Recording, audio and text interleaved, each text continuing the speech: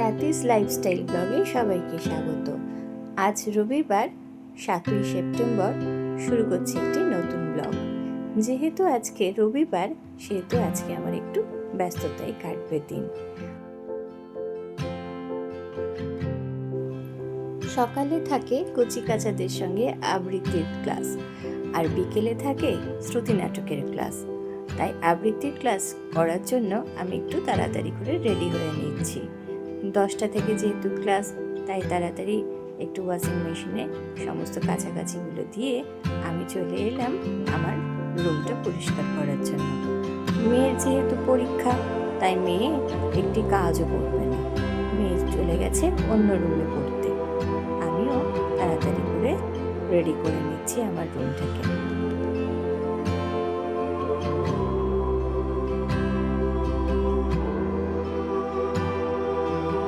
দুটো ঘরেই মেয়ে প্রচুর বই ফেলে রাখে, বইগুলো কিছুতেই গুছিয়ে রাখতে পারে না।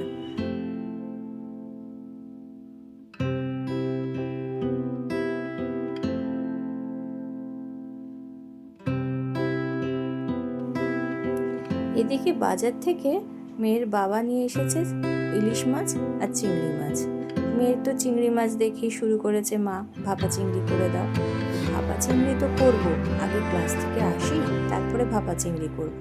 আর এইদিকে দেখো এত জামা কাপড়, এগুলোকে ভাঁজ করে চলে গেলাম তাড়াতাড়ি ক্লাসে অবশ্য আমাকে অনেকখানি দিয়ে এসেছে।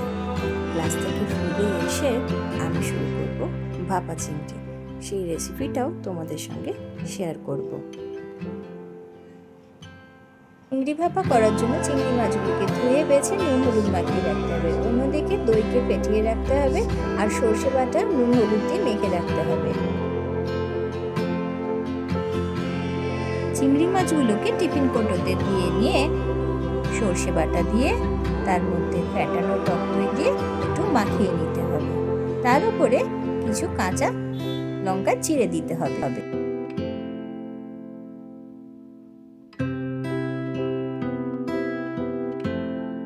অন্যদিকে গ্যাসের মধ্যে আমি কড়াইতে গরম জল বসিয়ে দিয়েছি।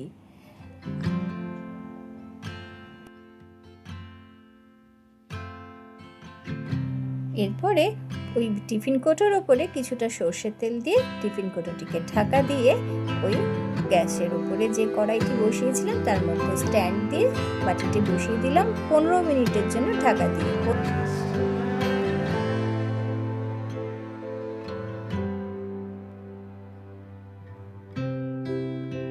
15 মিনিট পরে ঢাকা খুললেই তৈরি হয়ে গেছে চিংড়ি ভাপা। খেতে কিন্তু অসাধারণ হয়েছিল, তোমরাও বলো কেমন লাগলো।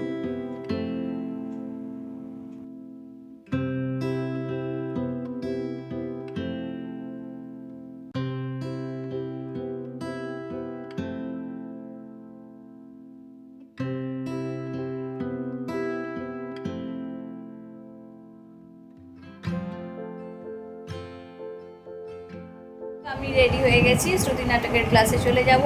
বিকেল এখন 5:30 বেজে গেছে, 6:45 মধ্যে আমি চলে যাব। আর ক্লাসে গিয়ে তোমাদের সঙ্গে একটু দেখিয়ে নেবো আমার ক্লাসটা কীরকম হয়। কেমন? চলো দেখতে থাকবো।